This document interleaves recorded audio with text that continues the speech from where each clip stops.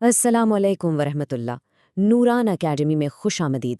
تو آج ہم بات کریں گے تجارت میں رحمت کے ایک بہت ہی سنہرے اصول پر، یعنی مہمان نوازی اور اچھے معاملات کا وہ اسلامی معیار جو صرف کاروبار نہیں بلکہ دلوں کو جوڑتا ہے۔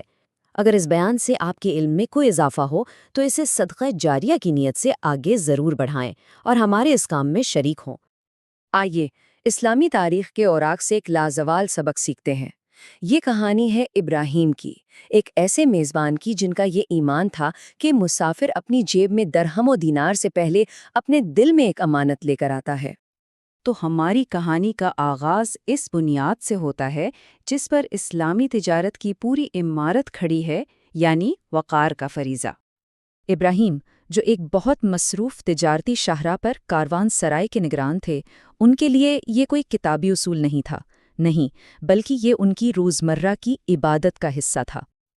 اور یہی ایک سادہ سا اصول ان کے ایمان اور ان کے اخلاق کے لیے ایک بہت کڑی آزمائش کا سبب بننے والا تھا۔ آپ جانتے ہیں، رزق حلال کی جستجو میں انسان کا اصل امتحان تب ہوتا ہے جب کسی کی ضرورت آپ کو اس پر ایک طرح کا اختیار دے دیتی ہے۔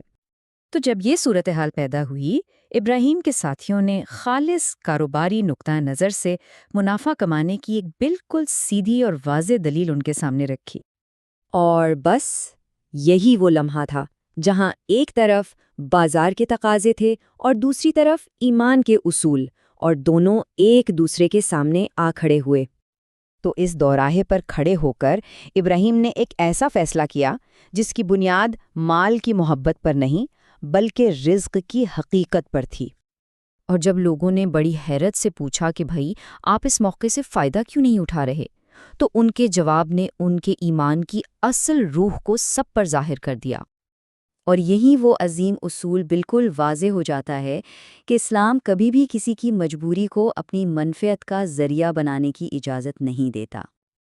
اچھا، تو ابراہیم کے اس فیصلے کا جو فوری نتیجہ نکلا وہ تو وقتی طور پر مالی تنگی کی صورت میں تھا، لیکن اس کا جو اصل انعام تھا وہ کہیں زیادہ قیمتی ثابت ہوا۔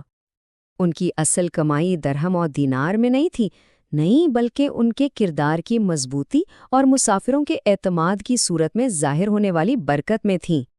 تو یہاں کلیدی نقطہ کیا ہے؟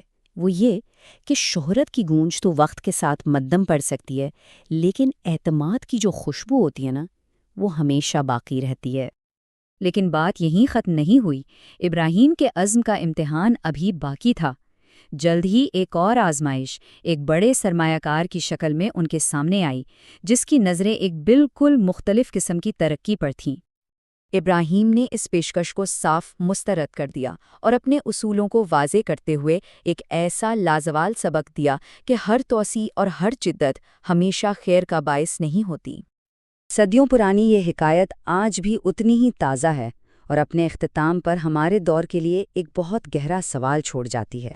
کیونکہ اسلامی تعلیمات کی روح سے ایک حقیقی تاجر صرف گاہکوں کی ضرورت پوری نہیں کرتا، بلکہ وہ اللہ کے بندوں کی ضرورت کو رحمت کے ساتھ پورا کرتا ہے۔ And narration.